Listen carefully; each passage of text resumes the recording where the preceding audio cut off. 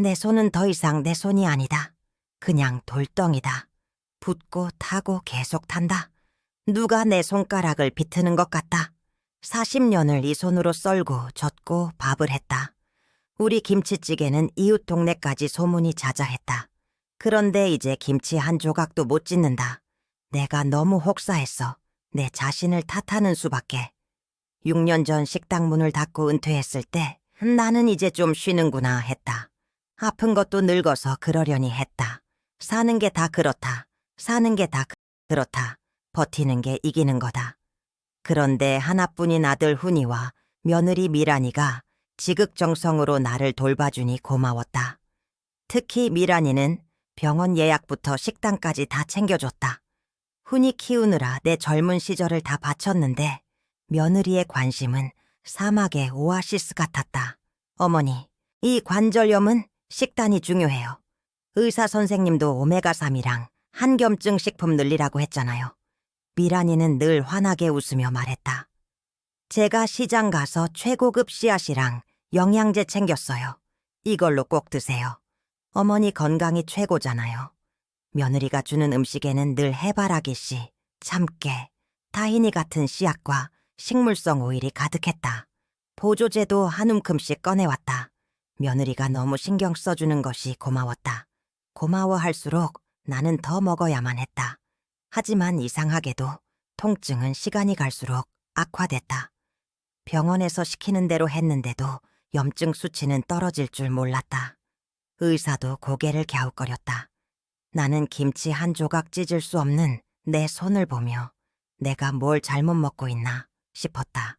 미란이는 이 모든 건강식품들을 부엌 깊숙한 찬장에 넣어두고 철저히 관리했다. 나만은 절대 못 건드리게끔. 나는 내가 늙어서 망상하는 건가 싶었다. 하지만 내 조리사 감이 속삭였다. 통증이 가장 심해지는 시점은 미란이가 다녀간 날 밤이었다. 미란이가 새롭게 챙겨준 음식을 먹거나 추가로 준 특별 보조제를 삼킨 직후였다. 그 약을 먹고 나면 밤새 관절이 불타는 것 같았다. 다음 날 아침에는 무거운 바위를 쥐고 있는 듯 손을 펴기 힘들었다. 나는 미란이에게 웃었다. 미란아, 덕분에 많이 좋아졌어. 거짓말이었다. 좋아진 척해야 했다. 미란이는 미소를 지었지만 그 눈빛은 차가웠다. 그 눈빛은 빨리 낫기를 바라는 눈빛이 아니었다. 어느 날 저녁, 늦은 시간이었다. 극심한 관절 통증 때문에 겨우 잠에서 깼다. 물을 마시려고 거실로 나섰을 때였다. 작은 방에서 아들 훈이와 며느리 미란이가 속삭이는 소리가 들렸다. 나는 움직일 수 없었다. 내 온몸이 굳었다. 미란이의 목소리는 낮았지만 화가 나 있었다. 그 염증이 더 빨리 퍼지게 해야 한다고요. 이 상태로는 몇 년 더 버틸 거예요. 이러다 진명이도 못 받고 우리가 먼저 지치겠어요. 7억 원, 내 집, 내 모든 재산. 그들이 말하는 염증은 단순한 병이 아니었다. 아들 훈이 목소리가 들렸다. 작았지만 나는 분명히 들었다. 그 목소리가 내 심장을 얼어붙게 했다. 알았어. 조금만 더 참아. 곧. 다 끝날 거야. 나는 숨을 멈췄다. 곧 다 끝난다.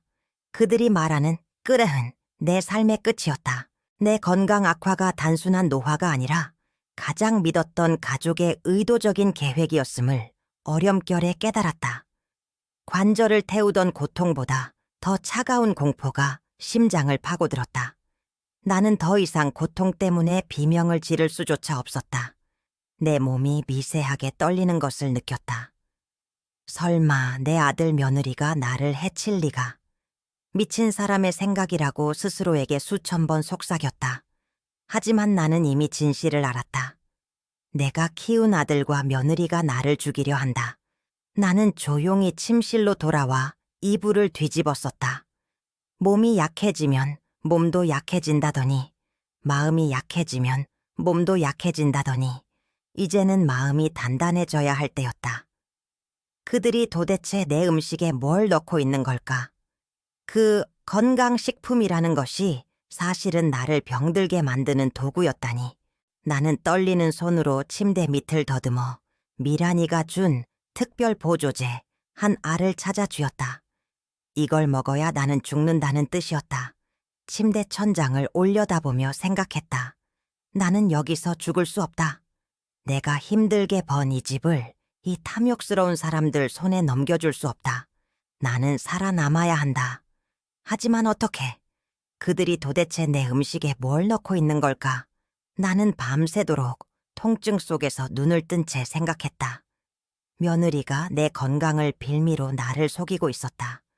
나는 그들의 거짓된 사랑의 미소 뒤에 숨겨진 악의를 어렴풋이 감지했다. 아들 부부가 속삭인 내용은 명확했다. 그들은 내가 더 빨리 병들기를 바라고 있었다. 그리고 그 모든 것의 끝에는 이 작은 집, 순자의 유일한 재산이 걸려 있었다. 내가 키운 아들과 며느리가 나를 죽이려 한다. 하지만 어떻게? 그들이 도대체 내 음식에 뭘 넣고 있는 걸까? 내 손은 더 이상 내 손이 아니다. 그냥 돌덩이다. 붓고 타고 계속 탄다. 누가 내 손가락을 비트는 것 같아. 40년을 이 손으로 썰고 젓고 밥을 했다. 우리 김치찌개는 이웃 동네까지 소문이 자자했다. 그런데 이제 김치 한 조각도 못 짓는다. 내가 너무 혹사했어. 내 자신을 탓하는 수밖에. 6년 전 식당 문을 닫고 은퇴했을 때 나는 이제 좀 쉬는구나 했다. 아픈 것도 늙어서 그러려니 했다. 사는 게 다 그렇다. 사는 게 다 그렇다. 버티는 게 이기는 거다. 그런데 하나뿐인 아들 훈이와 며느리 미란이가 지극정성으로 나를 돌봐주니 고마웠다. 특히 미란이는 병원 예약부터 식당까지 다 챙겨줬다. 훈이 키우느라 내 젊은 시절을 다 바쳤는데 며느리의 관심은 사막의 오아시스 같았다. 어머니, 이 관절염은 식단이 중요해요. 의사 선생님도 오메가3이랑 한겸증 식품 늘리라고 했잖아요. 미란이는 늘 환하게 웃으며 말했다. 제가 시장 가서 최고급 씨앗이랑 영양제 챙겼어요. 이걸로 꼭 드세요. 어머니 건강이 최고잖아요. 며느리가 주는 음식에는 늘 해바라기씨, 참깨, 타히니 같은 씨앗과 식물성 오일이 가득했다. 보조제도 한 움큼씩 꺼내왔다. 며느리가 너무 신경 써주는 것이 고마웠다. 고마워할수록 나는 더 먹어야만 했다. 하지만 이상하게도 통증은 시간이 갈수록 악화됐다. 병원에서 시키는 대로 했는데도 염증 수치는 떨어질 줄 몰랐다. 의사도 고개를 갸웃거렸다. 나는 김치 한 조각 찢을 수 없는 내 손을 보며 내가 뭘 잘못 먹고 있나 싶었다.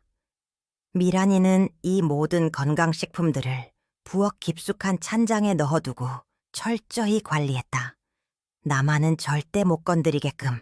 나는 내가 늙어서 망상하는 건가 싶었다. 하지만 내 조리사 감이 속삭였다. 통증이 가장 심해지는 시점은 미란이가 다녀간 날 밤이었다.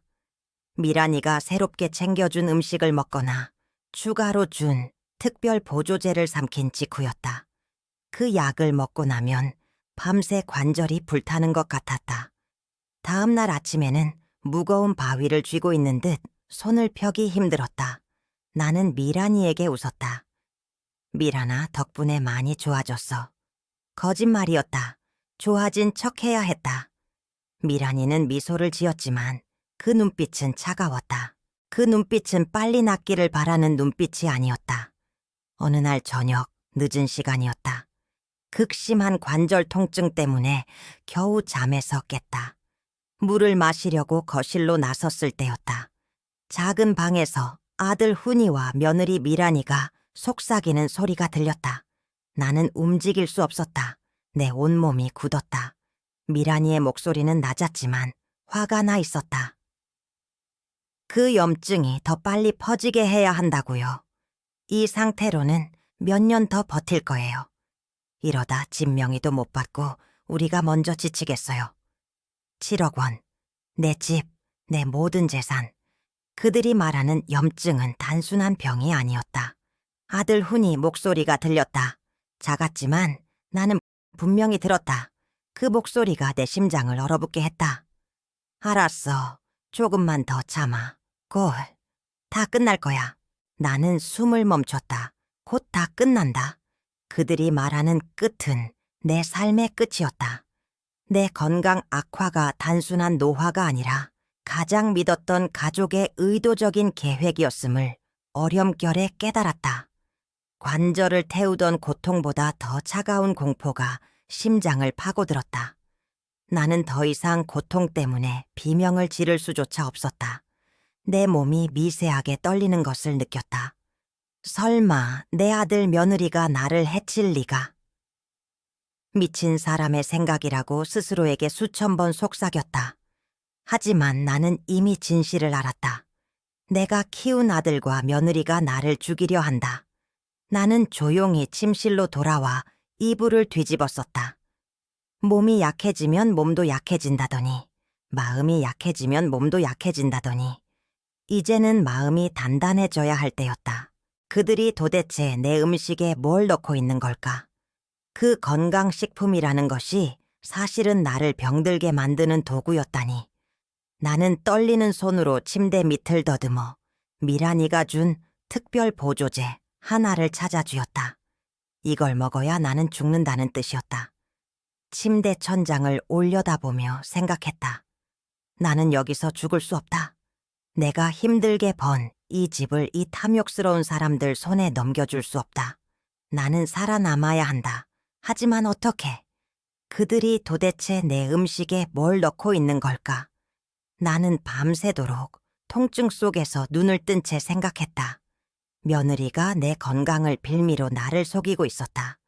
나는 그들의 거짓된 사랑의 미소 뒤에 숨겨진 악의를 어렴풋이 감지했다. 아들 부부가 속삭인 내용은 명확했다. 그들은 내가 더 빨리 병들기를 바라고 있었다. 그리고 그 모든 것의 끝에는 이 작은 집, 순자의 유일한 재산이 걸려 있었다.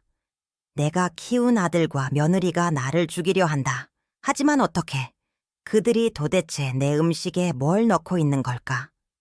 1단계, 불신과 미세한 패턴. 그날 밤 이후 나는 잠잠해진 척했다. 미란이가 어머니, 어떠세요? 하고 물으면 나는 일부러 더 아픈 척 신음소리를 냈다. 아이고, 삭신이 쑤셔서 못 일어나겠다. 미란이는 내 연기를 듣고 만족스러운 미소를 지었다. 그 미소는 독이었다. 나는 그때부터 미란이가 주는 모든 것을 의심했다. 음식에 대한 내 감은 40년 조리사 경력이었다. 미란이는 늘 최고급이라는 씨앗 오일을 잔뜩 넣었다. 샐러드에도 국에도 심지어 흰죽에도 노란 오일이 둥둥 떠다녔다. 미란이는 의사가 오메가3를 늘리라고 했으니 씨앗 오일도 건강에 좋다고 했다. 그런데 아무리 생각해도 양이 지나쳤다. 건강식품도 적당히 먹어야 보약이지. 과하면 독이다. 나는 그걸 모르지 않았다. 통증은 시간이 정확했다. 미란이가 주고 간 특별 보조제를 먹은 날, 밤은 지옥이었다. 새벽 2시나 3시쯤 되면 손이 화덕에 들어간 것처럼 타올랐다. 다음 날 아침에는 손가락 마디마디가 돌덩이 같아 숟가락도 못 들었다. 그래서 나는 작전을 짰다. 미란이가 주는 영양제를 한 알씩 빼돌리기 시작했다. 침대 아래, 작은 서랍 속, 구석진 곳에 몰래 숨겼다. 어느 날 저녁, 나는 미란이가 준 알약 중 딱 한 알만 빼고 먹었다. 그리고 밤을 새웠다. 놀랍게도 그날 밤은 통증이 평소보다 미세하게 덜했다. 덜 탔고 덜 쑤셨다. 아침에 손을 펴는데 힘이 덜 들었다. 단 한 알을 안 먹었는데도 몸이 반응했다. 내 병은 노화가 아니었다. 미란이가 주는 음식 그 자체가 나를 죽이고 있었다. 나는 확신했다. 내가 미친 게 아니었다. 아들과 며느리가 나를 천천히 독살하고 있었다. 하지만 미란이는 철저했다. 찬장 속 보조제와 오일은 자물쇠가 걸려 있었다. 나는 절대 접근할 수 없었다. 나는 병든 척, 늙은 척을 유지하며 때를 기다렸다. 사람 일 모르는 거다. 내가 이렇게 될 줄 누가 알았겠나. 2단계, 조사와 은밀한 조력자. 나는 혼자 싸울 수 없다는 것을 알았다. 이 지옥에서 나를 꺼내줄 누군가가 필요했다. 나는 병든 노인처럼 보여야 했기 때문에 아무도 눈치채지 못할 조력자가 필요했다. 이웃집 박 여사 68세. 은퇴한 요양보호사였다. 미란이는 박 여사를 늙고 고지식한 사람이라고 무시했다. 하지만 박 여사는 사람이 좋고 조용히 관찰하는 힘이 있었다. 미란이 눈에는 박 여사가 그저 평범한 이웃으로 보였을 것이다. 하루는 미란이가 장을 보러 간 틈을 타 나는 겨우 몸을 이끌고 박 여사 집으로 건너갔다. 내 손은 여전히 부어 있었지만 이전보다는 움직일 수 있었다. 박 여사, 내가 자네한테 부탁할 게 있네. 나는 떨리는 목소리로 말했다. 이거 미란이가 나 먹으라고 준 영양제랑 오일인데 좀 이상해서 말일세. 나는 미란이가 강조하는 최고급 씨앗 오일의 포장지를 박 여사에게 건넸다. 미란이는 이 오일이 염증을 잡는다고 했다. 박 여사는 포장지를 보자마자 미간을 찌푸렸다. 순자 씨, 이걸 이렇게 많이 드셨다고요? 이건 씨앗에서 짠 오메가6 지방산이 잔뜩 든 오일이잖아요. 박 여사는 조심스럽게 말했다. 오메가3이랑 6은 균형이 중요해요. 염증을 삭히는 데 도움을 줄 순 있지만 순자 씨처럼 관절이 심하게 아픈 사람이 이걸 과하게 섭취하면 오히려 염증을 폭발적으로 늘립니다. 이게 몸 안에서 불을 지르는 거예요. 나는 머리를 한 대 맞은 것 같았다. 미란이가 했던 말이 퍼즐처럼 맞춰졌다. 한겸증 식품인 척 나를 태우고 있었던 것이다. 미란이가 나를 속인 건가? 내 목소리가 떨렸다. 박 여사는 내 마지막 혈액 검사 기록을 보았다. 이거 보세요, 순자 씨. 정상 염증 수치 ESR는 보통 30 mmHg 정도인데 순자 씨는 이게 80 mmHg까지 치솟았잖아요. 병원에서 단순 관절염이 아니라 몸이 심하게 공격당하고 있다고 고개를 갸웃거린 게 다 이것 때문이에요. 이건 노화가 아니에요. 고의적으로 염증을 일으키고 있는 거예요. 미란이는 내 관절을 고치려는 척하면서 사실은 매일 나에게 불을 지르고 있었던 것이다. 그녀의 수법은 교활했다. 정상적인 건강식품을 약이 아닌 독이 될 만큼 과다 투여하는 방식이었다. 누가 며느리가 주는 최고급 건강식품을 의심하겠나. 박 여사는 내 손을 잡았다. 순자 씨, 참고 견뎌야지요. 일단은 나한테 협조해줘요. 내가 순자 씨 회복을 돕고 미란 씨 계획을 완전히 파헤쳐 줄게요. 나는 박 여사에게 모든 것을 털어놓았다. 아들과 며느리가 염증이 더 빨리 퍼져야 한다고 속삭인 이야기까지. 그러오라 3단계. 배신과 잔혹한 진실의 확인. 박 여사는 내게 작은 녹음기와 찬장에 숨겨진 서류를 몰래 찍을 수 있는 간단한 휴대폰 카메라를 건네주었다. 나는 떨리는 손으로 그것들을 받았다. 이걸로 미란이의 모든 것을 파헤칠 수 있었다. 다음 날 오후 훈이가 회사에 갔고 미란이가 마트에 간 틈을 타 나는 부엌 찬장으로 향했다. 열쇠가 잠겨 있었지만 박 여사가 미리 준비해준 낡은 철사를 이용해 겨우 잠금 장치를 풀었다. 손가락이 아팠지만 이 고통은 분노 앞에서 아무것도 아니었다. 찬장 깊숙한 곳에는 내가 보지 못했던 물건들이 있었다. 가장 먼저 눈에 들어온 것은 부동산 등기 서류였다. 내 이름 김순자 명의로 된 이 작은 집이었다. 그리고 그 옆에는 미란이가 손으로 쓴 작은 노트가 있었다. 나는 손을 덜덜 떨며 노트를 펼쳤다. 관절 통증이 심해질수록 판단력이 흐려진다. 3주 안에 최종 서명을 받아야 한다. 염증 수치가 80 이상으로 유지될 경우 의사는 치매 초기 증세로 오진할 가능성이 높음. 내 온몸에 피가 식는 것 같았다. 이건 살인 계획서잖아. 미란이의 목표는 내가 극심한 통증과 염증으로 정신을 잃고 판단력을 상실하게 만들어 진명에 이전에 동의하는 서류에 서명하게 하는 것이었다. 남은 시간은 단 3주였다. 내가 만약 이 사실을 몰랐다면 미란이는 내가 치매 초기 증세를 겪고 있다고 주변에 알리고 모든 것을 빼앗아 갔을 것이다.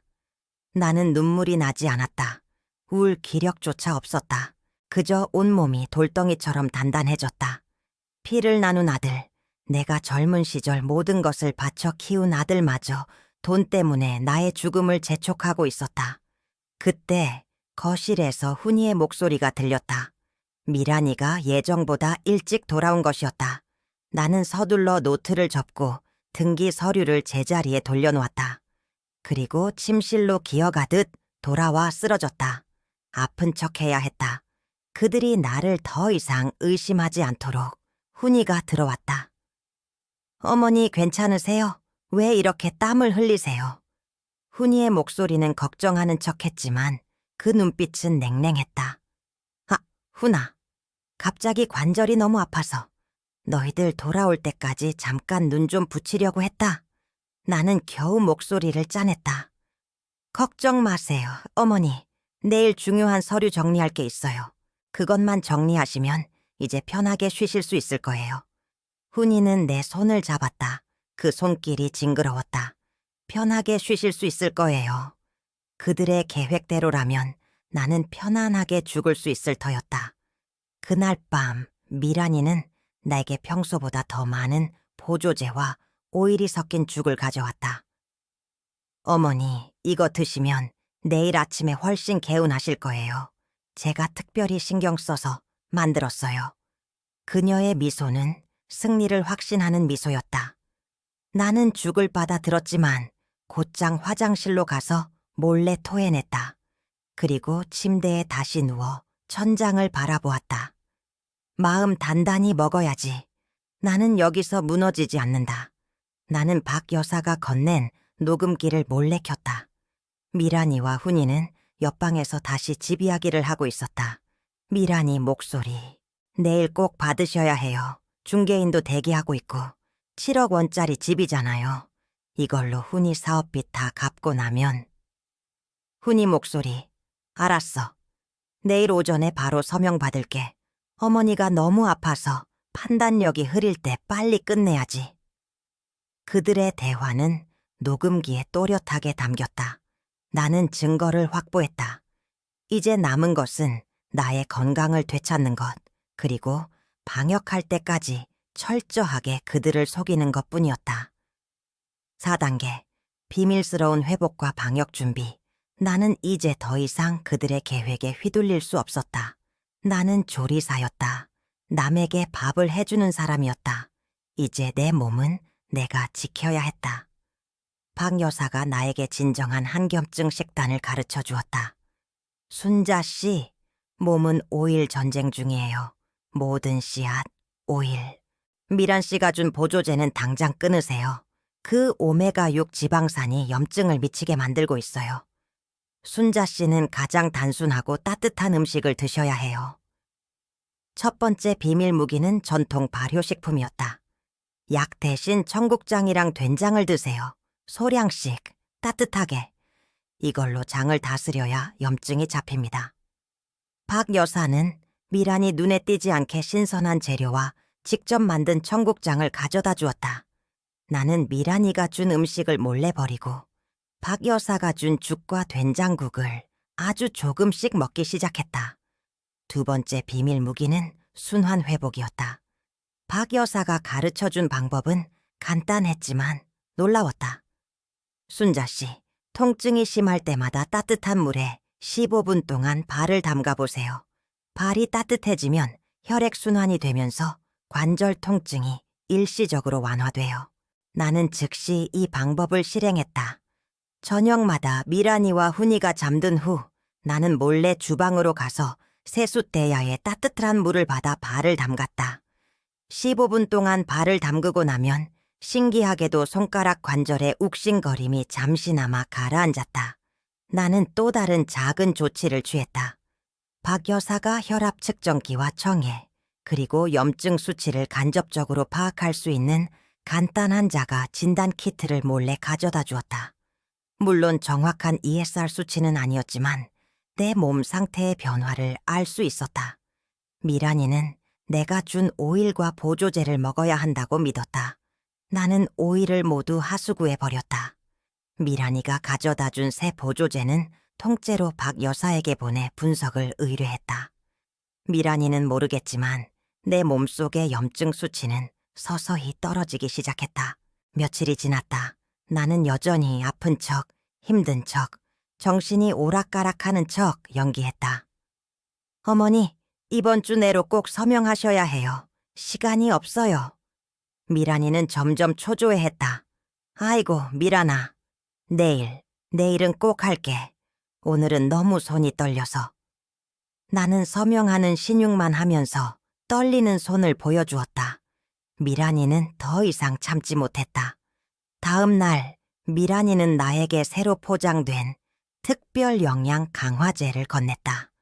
어머니, 이번 건 효과가 직방일 거예요. 드시고 푹 주무세요. 나는 알았다. 이것은 나를 더 빨리 무력화시키기 위한 최후의 수단일 것이다. 박 여사의 분석 결과 그 안에는 염증을 가속하는 성분 외에도 강력한 이뇨제가 들어있었다. 탈수와 통증을 동시에 유발하여 내가 서명을 거부할 수 없도록 만들려는 잔인한 계획이었다. 나는 미란이 보는 앞에서 그 약을 입에 넣는 척했지만 혀 밑에 숨겼다가 미란이가 나간 후 박 여사에게 보냈다. D-Day가 다가왔다. 미란이가 정한 최종 서명일이었다. 나는 이불 속에서 몰래 발을 따뜻한 물에 담갔다. 내 손은 이제 김치 한 조각을 찢을 수 있을 만큼 회복되어 있었다. 염증 수치가 80이었던 내 몸은 지금은 30에 가까워졌다. 나는 살아났다. 아침 일찍 아들 훈이와 며느리 미란이가 부동산 중개인 한 명과 함께 집으로 찾아왔다. 훈은 내 옆에 앉아 부드러운 목소리로 말했다. 어머니 힘드시죠? 마지막 서명만 하시면 돼요. 이제 모든 걱정 없이 편안하게 쉬세요. 미란이는 승리의 미소를 지으며 펜을 건넸다. 나는 떨리는 척하며 펜을 잡았다. 미란이의 눈빛은 내가 빨리 서명하기를 재촉했다. 내가 서류에 서명하려는 바로 그 순간 밖에서 자동차 경적 소리가 들렸다. 문이 열리며 박 여사가 경찰관 2명과 함께 들어섰다. 박 여사는 나를 보며 외쳤다. 순자 씨, 더 이상 이들의 독극물을 섭취하지 않아도 돼요. 나는 펜을 멈추고 피폐해 보였던 얼굴을 들었다. 그녀의 눈은 통증 대신 차가운 결의로 빛났다. 나는 서류 대신 미리 준비한 녹음기를 탁자 위에 올려놓았다. 아니, 박 여사, 지금은 아직 끝낼 수 없어요. 우리 아들과 며느리의 사랑이 어디까지 가는지 모두가 봐야죠. 나는 미란과 훈에게 녹음기의 재생 버튼을 눌렀다. 녹음기에서는 미란이의 차가운 목소리가 흘러나왔다. 염증이 더 빨리 퍼지게 해야 한다고요. 이 상태로는 몇 년 더 버틸 거예요. 이러다 7억 원 진명에도 못 받고. 훈이와 미란이의 얼굴은 완전히 굳었다. 내가 아픈 척했던 모든 순간이 이 순간을 위한 연기였음을 그들은 뒤늦게 깨달았다. 계속하기 전에 당신이 어디에서 보고 있는지 알려주세요. 이 이야기가 얼마나 멀리 전해질지 정말 궁금해요. 길고 길었던 3달간의 지옥이 끝나는 날이었다. 화요일 오전 10시. 나는 아들 훈이와 며느리 미란이가 부동산 중개인을 대동하고 집으로 들어섰을 때 고통스러운 표정을 유지한 채 침대에 누워 있었다. 중개인은 진명의 이전 서류를 들고 거실 테이블에 앉아 있었고 훈이는 내 옆에 앉아 부드러운 목소리로 모든 걱정을 끝내줄 것처럼 말했다. 나는 며느리가 건넨 펜을 떨리는 척 잡았다. 내 손은 이제 김치 한 조각을 찢을 수 있을 만큼 회복되어 있었지만 그들은 아직 몰랐다. 내가 서류에 서명하려는 바로 그 순간 밖에서 자동차 경적 소리가 들렸다. 문이 열리며 박 여사가 경찰관 2명과 함께 들어섰다. 박 여사는 나를 보며 외쳤다. 순자 씨, 더 이상 이들의 독극물을 섭취하지 않아도 돼요. 훈이와 미란이의 얼굴이 돌처럼 굳었다. 내가 펜을 멈추고 몸을 일으키자 그들은 비로소 내가 아픈 척했던 모든 순간이 이 순간을 위한 연기였음을 깨달았다. 나는 테이블에 서류 대신 미리 준비한 녹음기를 올려놓았다. 아니, 박 여사, 지금은 아직 끝낼 수 없어요. 우리 아들과 며느리의 사랑이 어디까지 가는지 모두가 봐야죠. 나는 녹음기의 재생 버튼을 눌렀다. 미란이의 차갑고 격앙된 목소리가 거실을 울렸다. 염증이 더 빨리 퍼지게 해야 한다고요. 이 상태로는 몇 년 더 버틸 거예요. 이러다 7억 원 진명이도 못 받고. 훈이와 미란이의 얼굴은 순식간에 잿빛이 되었다. 부동산 중개인은 재빨리 자리를 피했다. 나는 침대에서 일어나 힘차게 걸음을 옮겼다. 내가 힘들어하며 들어왔던 그 모습은 온데간데 없었다. 나는 탁자 위에 놓인 등기 서류를 집어들고 훈이와 미란이를 정면으로 응시했다. 내 눈빛에는 통증 대신 차가운 결의가 빛났다. 너희가 착각한 것은 돈이 아니라 나를 죽음으로 몰아넣는 것이 얼마나 쉬울 거라고 생각한 너희의 탐욕이다. 나는 차분하게 증거를 하나씩 제시했다. 경찰관 중 한 명이 증거 목록을 확인하기 시작했다. 첫 번째 증거. 나는 미란이가 숨겨두었던 노트를 펼쳤다. 노트에는 미란이의 필체로 잔혹한 계획이 쓰여 있었다. 염증 수치가 80 이상으로 유지될 경우 의사는 치매 초기 증세로 오진할 가능성이 높음. 3주 안에 최종 서명을 받아야 한다. 미란이는 덜덜 떨며 뒤로 물러섰고 훈이는 고개를 숙였다. 두 번째 증거. 박 여사가 앞으로 나서 내가 몰래 빼돌렸던 고급 오일과 보조제, 샘플 분석 보고서를 경찰관에게 넘겼다. 순자 씨의 혈액 검사 기록을 보면 정상 염증 수치가 30 mmHg인데도 이 물질들 때문에 80 mmHg까지 치솟았습니다. 관절을 고치려던 것이 아니라 염증을 가속화하려는 고의적인 행위였습니다. 나는 의사의 진단서도 함께 제출했다. 그 안에는 염증을 가속하는 과다한 오메가6 지방산과 탈수를 유발하는 강력한 이뇨제가 검출되었다는 내용이 명확히 담겨 있었다. 훈이는 완전히 궁지에 몰려 무릎을 꿇고 울부짖었다. 그는 내 발목을 붙잡았다. 어머니, 제발 이러지 마세요. 저예요. 어머니 아들이잖아요. 사업이 힘들어서. 잠시 착각했어요. 제가 어떻게 어머니를. 당신의 유일한 아들인데. 그는 눈물을 흘리며 애원했지만 그 눈물은 진심이 아니었고 나는 이미 그 눈물에 속지 않았다. 나는 미동도 하지 않았다. 훈이가 잡고 있는 발을 차갑게 빼냈다. 내 목소리는 낮았지만 모든 사람의 심장을 꿰뚫는 듯했다. 내가 힘들게 번 이 집을 노려 어머니가 차려준 밥상에 독을 섞을 생각을 한 그날 내 아들은 죽었다. 너는 나에게 밥을 먹이면서 내 관절을 망가뜨리고 정신을 흐리게 하려 했다. 나는 40년 동안 이 손으로 밥을 하고 너를 길러냈지만 너는 7억 원의 집 때문에 나의 죽음을 계산했다. 나는 훈이를 내려다보며 차갑게 말했다. 너는 내 아들이 아니다. 너는 내 집을 훔치려 한 강도일 뿐이다. 나는 너를 용서하지 않는다. 절대. 경찰은 즉시 훈과 미란에게 수갑을 채웠다. 미란이는 끌려나가면서 어머니 후회하실 거예요. 라고 소리쳤지만 나는 눈 하나 깜빡하지 않았다. 경찰관은 두 사람에게 노인 학대, 사기 미수, 살인 미수 혐의로 구금한다고 정식으로 통보했다. 훈이와 미란이가 마침내 집을 나서는 순간 거실에는 무거운 침묵과 마침내 찾아온 평화만이 남았다. 훈이와 미란은 노인 학대와 사기 미수, 그리고 살인 미수 혐의로 기소되었다. 구체적인 증거, 녹취록, 그리고 내가 그동안 겪었던 치명적인 염증 수치에 대한 의료 기록을 바탕으로 검찰은 엄중한 처벌을 요구했다. 재판 결과는 사회적 공분을 샀다. 미란이는 주도적인 역할을 했다는 이유로 징역 10년을 선고받았고 아들 훈이는 징역 8년을 선고받았다. 둘 다 중범죄자로 분류되어 집 명의를 가로채기는커녕 내게 거액의 정신적, 물질적 피해 보상금까지 지급해야 했다.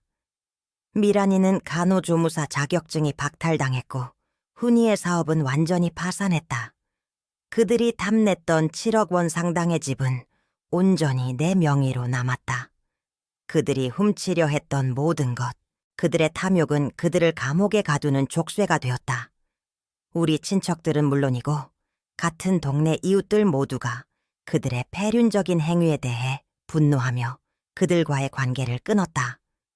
훈이와 미란이는 오늘날까지도 가족 누구의 면회도 받지 못하고 각기 다른 교도소에서 형을 복역 중이다. 그들이 원했던 돈과 지위는 한순간에 산산조각 났다. 그들의 이름은 지역사회에서 폐륜아로 영원히 기억될 뿐이었다. 나는 이제 72세다. 박 여사가 나를 도운 지 2년이 지났다.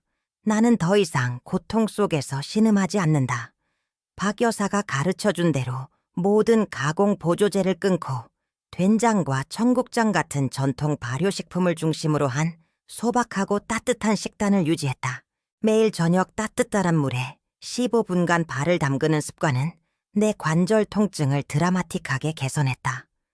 나의 회복은 단순한 신체적 치유를 넘어섰다. 2년 전 나의 염증 수치는 80 mmHg였지만 이제는 정상 범위인 15 mmHg를 유지한다. 나는 매일 아침 집 근처 산책로를 활기차게 3km씩 걷는다. 더 이상 숟가락도 들지 못했던 나는 이제 다시 김치를 찢을 수 있고 솜씨 좋게 칼질을 할 수 있다. 나는 내 집 명의를 유지하며 이 집을 순자 씨의 건강 발효 교실로 바꾸었다. 이건 거창한 재단이나 사회운동은 아니었다. 그저 같은 동네에 사는 노인들을 위한 작은 모임이었다. 나는 내가 조리사로서 겪은 경험과 박 여사에게 배운 건강 정보를 결합하여 이웃들을 가르쳤다. 며느리가 준 최고급 오일이 왜 독이 됐는지 아세요? 한겸증 식품도 과하면 독이 됩니다. 저는 그들이 시키는 대로 먹다가 염증 수치 80까지 갔어요. 나는 다른 노인들에게 나의 혈액 검사 기록을 보여주며 경고했다. 하지만 따뜻한 물에 발을 15분 담그는 것만으로도 순환이 좋아져서 통증이 가라앉고 매일 된장국을 끓여 먹는 것만으로도 염증이 잡혔습니다. 나는 노인들에게 가장 중요한 것은 자신의 몸을 스스로 돌보는 자율성이라고 가르쳤다. 남이 주는 건강식품에 맹목적으로 의존하지 말라고 경고했다. 2년 동안 나는 300명이 넘는 노인들이 나처럼 돌봄을 가장한 학대의 위험에서 벗어나도록 도왔다. 박 여사는 여전히 나의 든든한 조력자다. 나는 돈 때문에 아들을 잃었지만 진정한 의미의 가족과 새로운 삶의 목적을 얻었다. 나는 이웃들을 위해 밥을 짓고 함께 웃고 다시 공동체의 빛이 되어 살아가고 있다.